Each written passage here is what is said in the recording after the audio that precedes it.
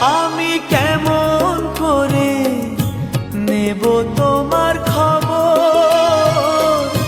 তোমার ভালোবাসা তুমি নিজের হাতে দিয়ে গেছো খবর। আমি কেমন করে নেব তোমার